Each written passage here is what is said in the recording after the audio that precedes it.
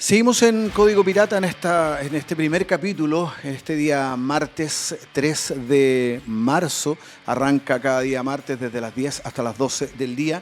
Y tengo en mis manos el libro publicado por Tucán Ediciones, que había sacado un libro de Patricio Mans en manos de Pato Cuevas, uno de Cecilia, El último baile, en manos de Joanna Watson, y nos llega y nos acompaña Sergio Cancino, personaje, hombre el que conozco hace muchos años, y que hoy día está publicando este libro que tiene un nombre que no es fácil, Maravillizado, que narra una época que no es el referente clásico que se usa para Charly García, que para mí es una época, estamos hablando del 95 hasta el día de hoy, 2025, son 30 años de subida y bajada, de cambio físico importante en Charly García, y que para mí, corrígeme si me equivoco, arranca con el acústico de MTV. Es como que es un año 95 en que Charly está muy bien todavía, o para afuera se veía bien. Hay varios shows que me acordé, estuve haciendo como recordando los shows que vi de Charly García en ese periodo,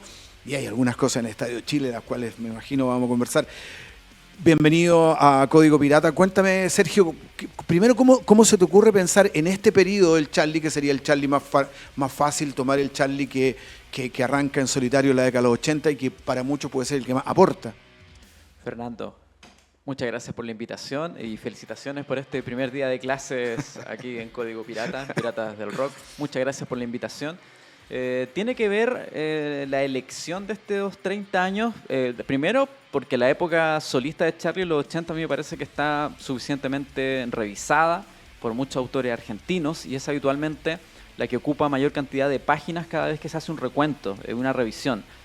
Por supuesto, ahí están las catedrales de Charly García, está Eclipse Moderno, está parte de la religión, Piano Bar, antes yendo de la cama al living. Es un periodo de genialidad, digamos, consensuada. Todos entendemos que ahí está la gran obra. Lo que sucedió en los 90, como tú mencionaste, en la antesala de este concepto de Say No More, de estos conceptos sónicos, conceptuales, experimentales, ya es más delicado porque es otro Charly García y parte con Hello, con el Unplugged para MTV, pero yo lo sitúo un poco antes con La hija de la lágrima. Perfecto. Este disco divisorio de alguna forma, que es el cierre de una etapa de Charly García, al comienzo de otro, y es un disco en que ya los fanáticos del Charly solista de los 80 toman con más distancia. ¿Y por qué este periodo? Por una cuestión cronológica además. Yo el primer cassette que me compré con mi plata de Charly García fue el de Cassandra Lange, Estaba en llamas cuando me acosté, que es un disco rarísimo, es un disco de versiones, de covers de Charly García, de un periodo, de un proyecto que duró muy poco, pero que abrió la puerta a todo este ciclo de experimentación que incluye los últimos 30 años y del cual la Unplugged para MTV probablemente es el último momento de la discografía de Charly García en que Charly García suena más o menos como los fanáticos quieren que suene Charly García. Es un buen punto, claro. Porque básicamente es un grandes éxitos en vivo, con una figura, una voz y una interpretación de Charly García reconocible para todos sus fanáticos, incluso los de las bandas viejas, sus bandas setenteras. Pero de ahí en adelante, claro, se abre este universo maravillizado. Este universo maravillizado se hace muy difícil de investigar, de buscar, porque si bien cuando uno va a la bibliografía que existe, a los referentes que pueden estar online o pueden estar en papel, evidentemente que cae en lo clásico, entonces se hace difícil probablemente empezar a investigar estos discos de los cuales mucha gente no escribió. ¿Se te hizo complejo? ¿Se te hizo fácil? ¿Cómo enfocaste ese libro? ¿Cómo lo estructuraste en el fondo? Que necesito hablar con todo el equipo que ha trabajado estos últimos 20, 30 años con Charly. ¿Cómo fuiste estructurando algo? El libro es un ensayo porque esta colección entre notas tiene una estructura bien clásica, que es un ensayo del autor convocado y termina con una entrevista. En este caso fue una entrevista que yo tuve con Charly García cuando vino a mostrar La Torre de Tesla, este espectáculo al Movistar Arena. Que fue 2019, que fue la última vez que vino, digamos. Claro, y una de las pocas o últimas entrevistas que dio Charly García, porque obviamente a medida que su salud se tornaba más frágil, su entorno, y con justa razón, comenzó a protegerlo. Y las conversaciones posteriores, por ejemplo, que tuvo con Rolling Stone Argentina y con otros medios, eran respuestas casi telegráficas y por mail, el equipo le pasaba, Charlie respondía, un poco como algunas de las conversaciones que ha tenido Jorge González con algunos periodistas recientes, aunque claro, otros también lo han entrevistado. Entonces lo que pasa, hay mucho material publicado pero muy disperso. Fue una investigación en ese sentido de buscar en mi propio archivo, en el archivo de libros que se han publicado, el periodo puntual, porque cuando se hace una biografía de Charly García, por ejemplo la de Sergio Marchi, que es la biografía oficial, sí. Obviamente que el periodo de los últimos 30 años ocupa una cantidad menor que el periodo glorioso y clásico. Quizás el autor argentino que más se acercó es Rocky Di Pietro, que hizo esta colección Esta noche toca Charly en 2 volúmenes, y hay uno, el segundo... Esa lo publicó Gourmet Ediciones. Sí, perfecto, se lo ubico, quería un dibujo afuera. Claro, y que el segundo se centra en la etapa Say No More. Y es un trabajo fundamental, creo yo, para entender este tercer tiempo o segundo tiempo, depende de la mirada, de Charly García. Y ahí hay bastantes antecedentes. Y lo otro que me interesaba era tener una mirada chilena. Claro. Y una mirada de alguna forma con cierta distancia de este periodo, para escapar un poco de la tentación de canonizar que tiene el periodismo argentino. No el cronista argentino que lo va a idolatrizar siempre, así es el ídolo en cada página, tú podrías estar como en la vereda al frente. Claro, tomar cierta distancia. Bien sabemos que nuestros vecinos trasandinos tienen esta tendencia, lo hemos visto con Messi, con Maradona, con quien sea, de canonizarlo, y que todo lo que hacen es genial y todo lo que hace es bueno, incluso sus caídas, sus pecados, sus crisis. Todos tienen un sentido positivo, digamos. Claro, y también situarme en lo que yo vi acá en Chile, primero como adolescente, como auditor de radio, después como periodista, cómo fui atravesando las décadas acompañado por la música de Charly García, quien de alguna forma también en Chile, en sus visitas para tocar acá, o en la misma visita al Festival de Viña del Mar cuando vino, lograba escapar un poco de esa presión argentina, de tener el foco siempre encima y de estar básicamente expuesto y ver cómo su crisis o su decadencia, como algunos la tildan, que lo es, estaba siendo transmitida en vivo y en directo por la prensa bonaerense. Ahora, para ti, que venías de seguir a Charly García como el fanático directamente, como el tipo que le compraba esta creatividad de esta segunda parte, yo dejaría que estos 30 años serían como el tercer tiempo. Hay un primer tiempo de Sui Generis en La máquina de hacer pájaros, Serú Girán, y hay un segundo tiempo increíble, creativo, cuando te enfrentas y empiezas a darle vuelta a todo estos archivos, a toda esta investigación del Charly García noventero, hablemos del 95 al 2000, ¿se te cae un poco el personaje al darte cuenta que si bien yo recuerdo también desde la vereda del periodista o el investigador o el que escucha, apareció más el personaje que la música? O sea, se hablaba de las drogas, se hablaba de los chascarros, hay un libro que va cayendo directamente de la piscina, ya no recuerdo cuántos pisos fueron. ¿Cuántos fueron? Siete. Que se habla mucho más de eso que de cómo está su disco, quién colaboró con el disco. ¿Eso opacó un poco ese segundo tiempo, la creatividad? ¿Cómo lo viste tú?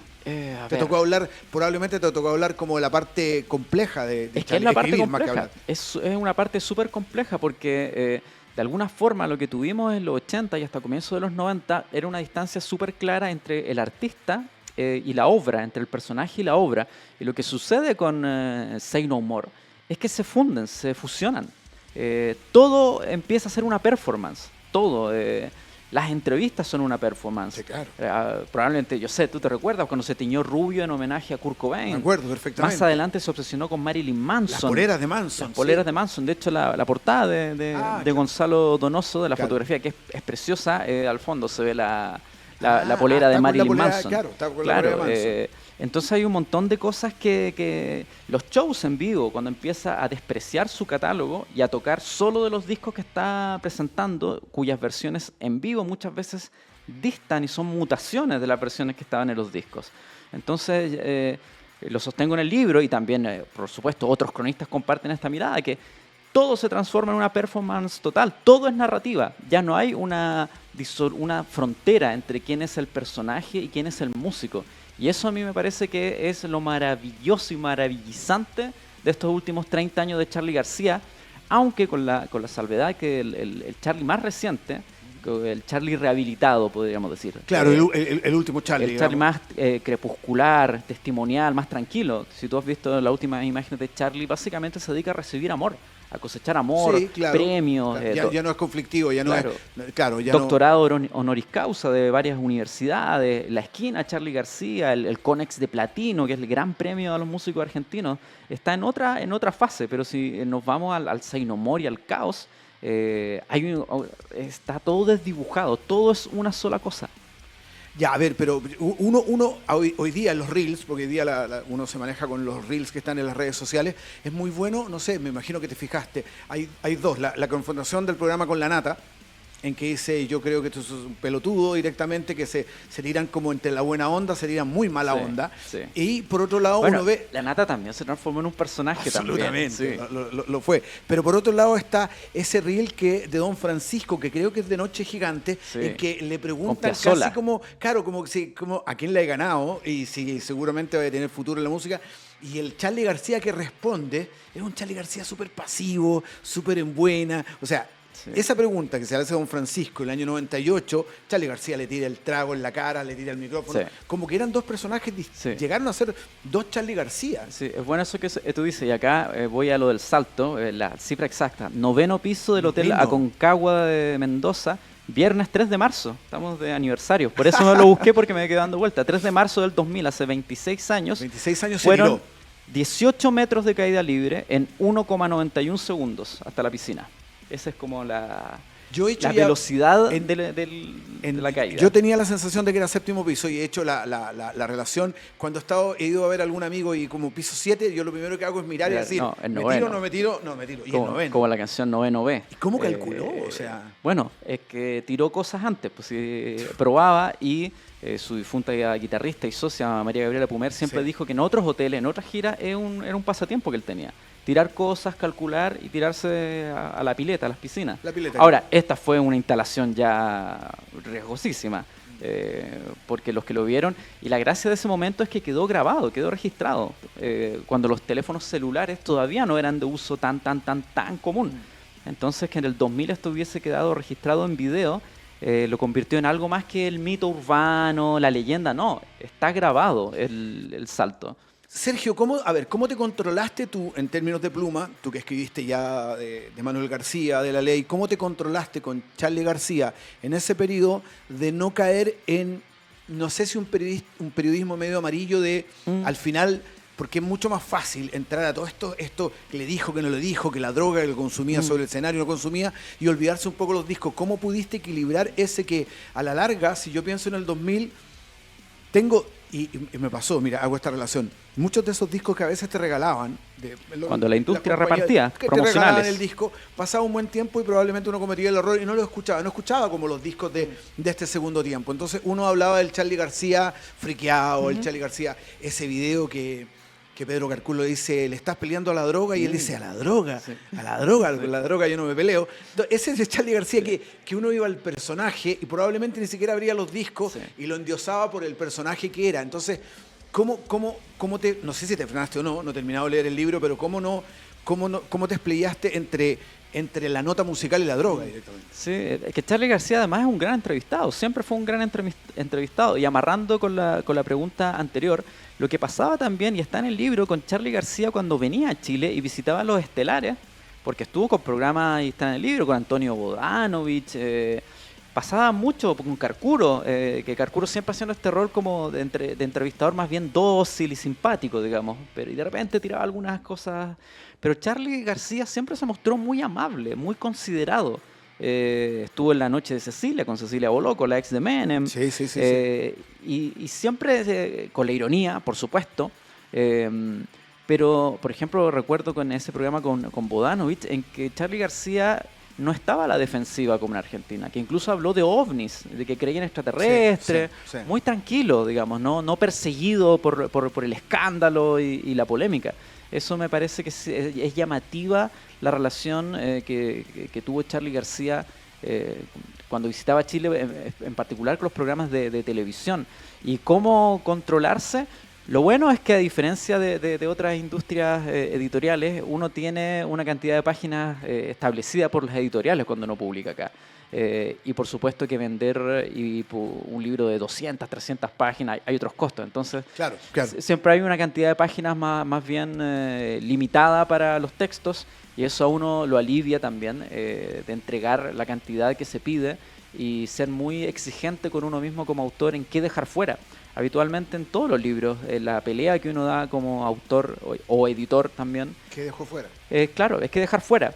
Y en este caso, la grasa, aunque no es grasa, con la grasa de las capitales, era centrarnos en los discos, como tú bien dijiste, y que la sensación de la gente al leer el libro sea volver a escuchar esos discos, darles otra vuelta. A lo mejor yo he conversado con varios fans de Charly García que no le daban una vuelta hace mucho tiempo ni al Aguante, ni a Influencia, ni a Rock and Roll Yo, Ese Rock ni and a Roll Yo. Random. Ese es un disco que me costó. Bueno, Random creo que probablemente lo escuché muy poco. Entonces ellos están muy contentos porque de alguna forma leer es como, ¿cuál era esa canción? Y volver a los discos, que es algo que a mí me interesaba más allá de los escándalos, la droga, las internaciones psiquiátricas, que eso está en otros libros. Sí, pero puede ser objetivamente que si yo quiero escuchar el Rock and Roll Yo y no me está gustando, a veces todos somos jueces, Sí. con mayor error o no, con mayor objetividad o no, pero si estoy viendo en la televisión este hombre que se convirtió en un showman, que se tira a la piscina, que se droga y todo,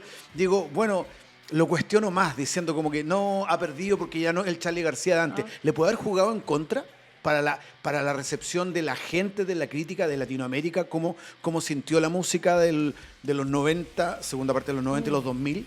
Yo creo que sí, porque de alguna forma lo que él hace es abandonar este gran don que tiene, que es como la cancionística, el gran compositor de canciones que conocemos, y pasarse a esta fase más experimental, donde en su cabeza y la tecnología digital también le fue permitiendo las posibilidades infinitas del Pro Tools y de las nuevas tecnologías, de los estudios caseros.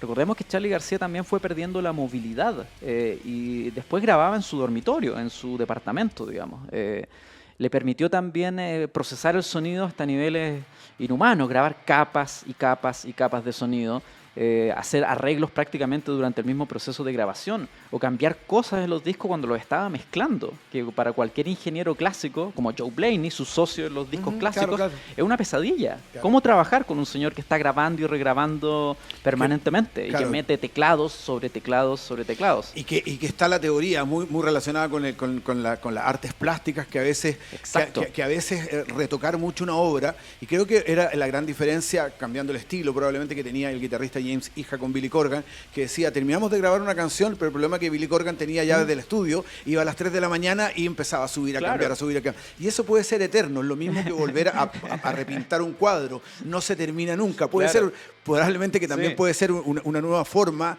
de instalación, porque el cuadro va cambiando, la música va cambiando, y una manera de decir, bueno, yo lo termino cuando quiero, el disco es mío. ¿Cómo fue tu relación con Charly en vivo? ¿Te tuviste qué oportunidades, más allá, todavía no vamos a entrar al show del 2019, que es el último, que es cuando tuviste la oportunidad de conversar con él, pero las demás visitas, esas del Estadio Chile, esa presentación en la Rocola inesperada, ¿cuántas veces lo viste, más que cuántas? ¿Qué recuerdos tienes de los distintos Charly García en vivo en nuestro país? Buena anécdota esa, la del Siamese Dream y todo, de que, claro, que Hija y Darcy decían, esto no lo grabé yo cuando escuchaba el disco, esto lo grabaste en la noche. Pero son las eternas peleas de que yo soy dueño de mi canción y que la sigo, y todos estaban de acuerdo en algo y todo parte de nuevo. Y Lou Reed hacía lo mismo, bueno, y lo que mencionaste también, el mejor ejemplo, no sé, Chinese Democracy, Guns N' Roses. ¿Cuántas veces se puede mezclar y grabar y sobregrabar una eternidad en un disco eterno?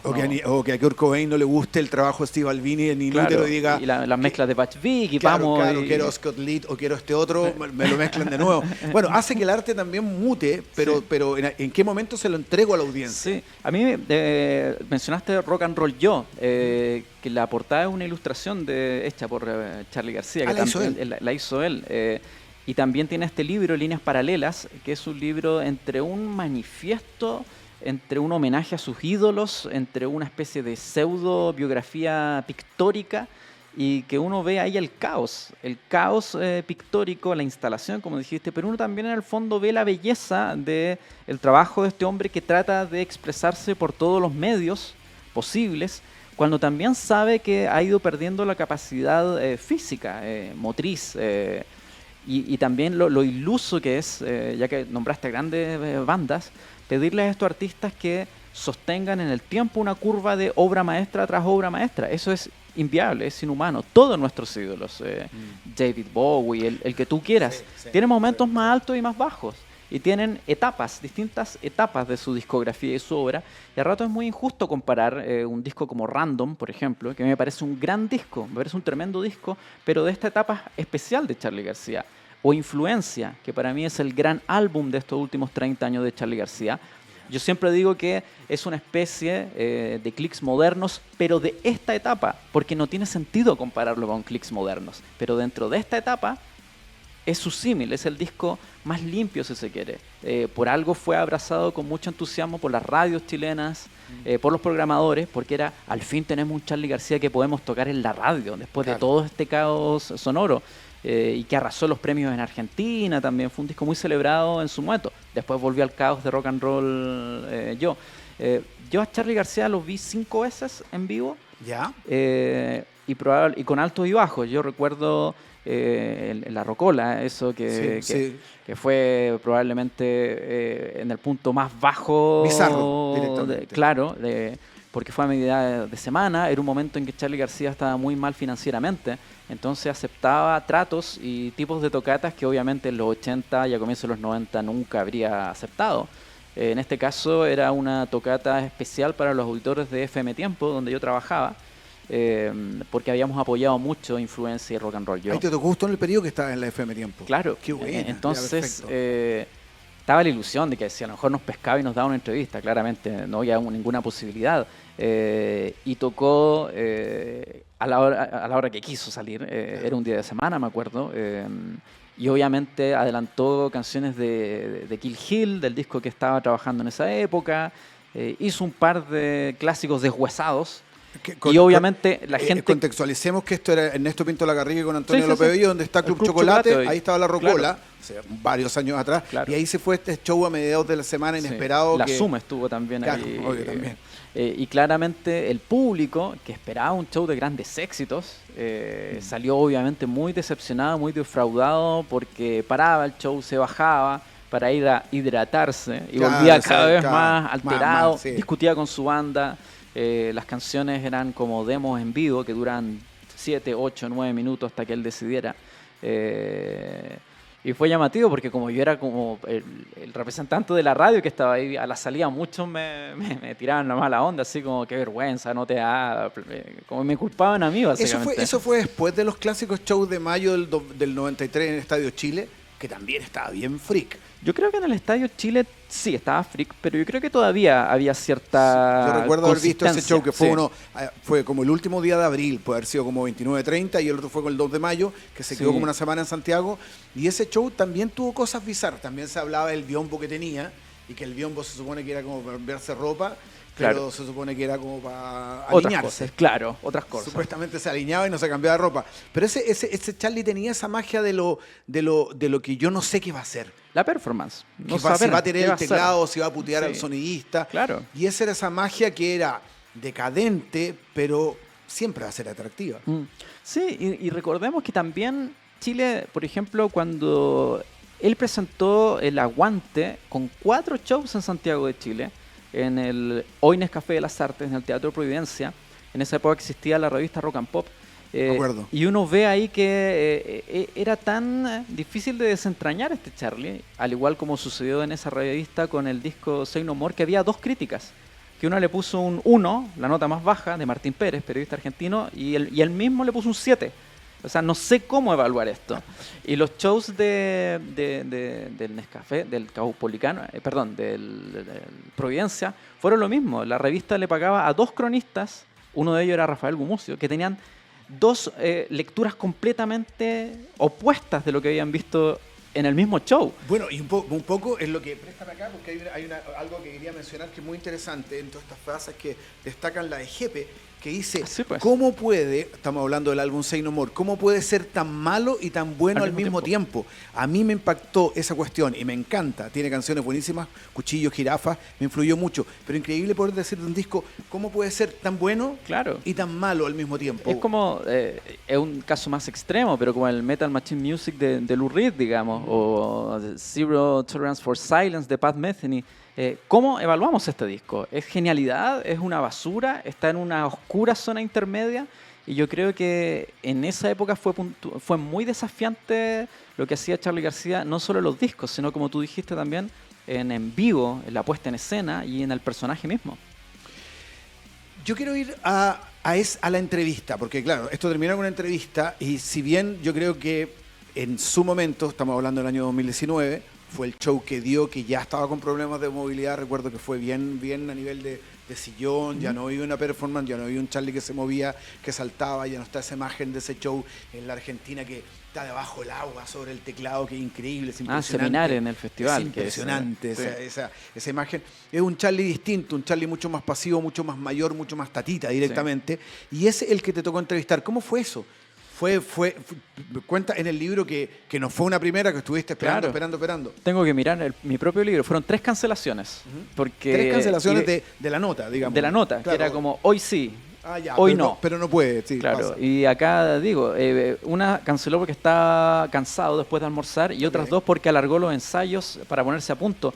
Charly no había tocado mucho cuando vino a mostrar la torre de Tesla. Tenía que volver a ensayar con una banda que, recordemos, tiene a estos 3 chilenos que desde la gira de Influencia, desde el 2002-2003. Y ahí está con la banda. Desde ahí, que es una banda de larga data la que forman los llamados chilenos de Charly García, que son el núcleo de su grupo hasta el día de hoy.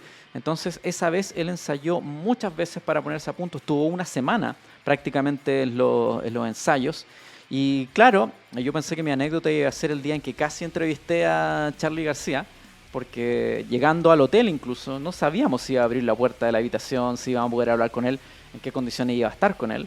Y obviamente, como esta última oportunidad salió el mismo día del show, y Charly García en este momento ya partía a la hora, yo miraba el reloj y decía, no va a alcanzar Charly García a atendernos antes de ir al Movistar. Finalmente lo hizo, fueron 20 minutos que están en el 20 minutos de juego, harto. Tiempo. Sí, claro. Están en las páginas finales, completa la entrevista del libro. Y yo toda esa semana estuve pensando cómo iba a romper el hielo.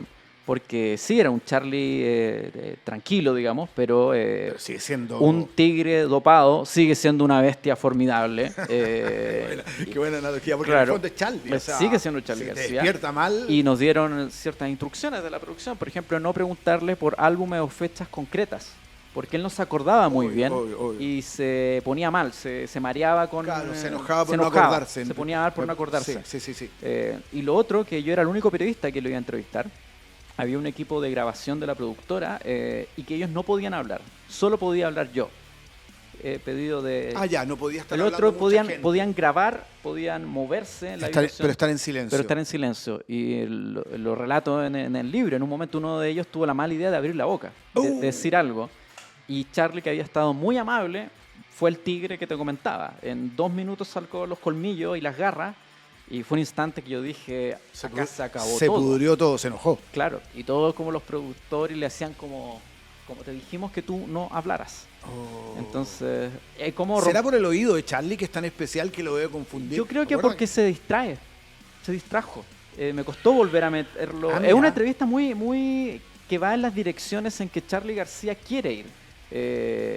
En ese momento estaba muy pegado, siempre ha estado pegado con el cine, pero estaba particularmente en un modo cinéfilo esa vez. Yeah. Y otra cosa que siempre cualquiera que haya entrevistado a Charly García lo sabe, que te pone a prueba, te tira preguntas para ver... siempre recuerdo la de Mariana Enríquez cuando le dijo, ¿vos sabés quién es Pete Townshend?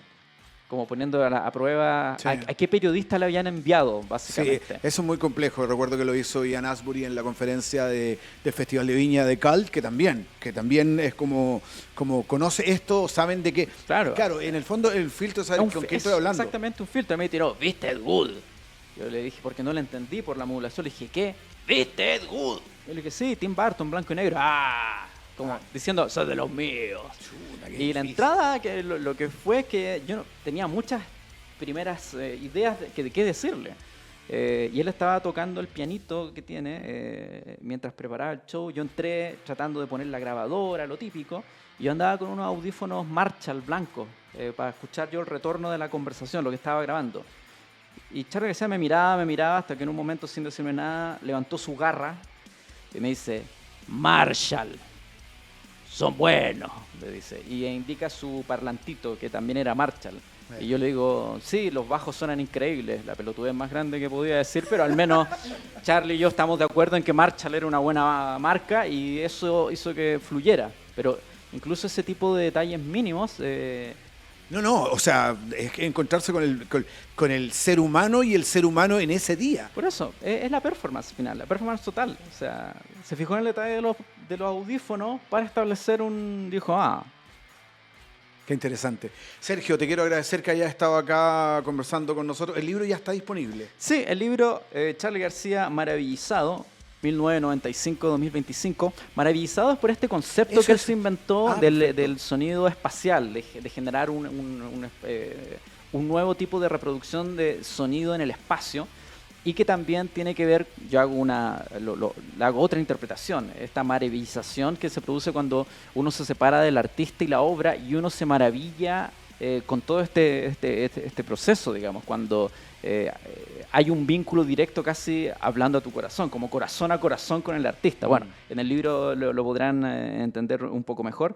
Está disponible en Tucán Ediciones, en la página de la editorial, y por estos días ya también va a llegar a Busca Libre, para quienes estén en regiones y en Argentina también. ¿Se le hace llegar el libro de alguna otra manera a Charly? ¿Hay alguna? Yo siempre voy como a llegar al real thing, como llaman. ¿Hay una posibilidad que Charly lo vea y diga, este chileno que escribió? Sí, yo creo que en algún momento, bueno, ahora está la Feria del Libro de Buenos Aires, probablemente la editorial tendrá alguna instancia. A mí me importó mucho, por ejemplo, con el libro anterior mío, El Invisible de la Ley, que el disco se lo entregué a Germán Bove, a Beto Cuevas. Y tiene su opinión de tu texto. Claro, a Luciano Rojas, Frugoni, Clavería, que están fuera de Chile, no. El Amor incluso tiene su propia copia y todos lo recibieron bastante bien. Cotia Boitis también lo leyó. Sí, en algún momento. Total, este libro está recién partiendo su vida. Claro, digamos. obvio. Así es que... Sería bueno si es que hay una opinión. ¿Estará leyendo? No sé si estará leyendo Eso es el tanto. punto. Sí. Puede encontrarlo curioso, no se va a acordar de la entrevista del 2019 probablemente, pero va a encontrar curioso. Yo creo que el objeto, las fotos que está... Sí, le va a llamar la atención. Hay una variación, las fotos, repito, de Gonzalo Donoso, que están increíbles, que estuvimos con él en la feria hace un par de días. Gonzalo Donoso, gran fotógrafo. Claro, instalan, digamos, mirarse al espejo de alguna forma ahora Charly García con el Charly que fue en 1998 y todo lo que vino después. Gracias, Sergio, por estar con nosotros. Vamos a despedir el bloque con otra canción que teníamos de Charly García. Estamos en Código Pirata, aquí en Piratas del Rock. Gracias, Fernando.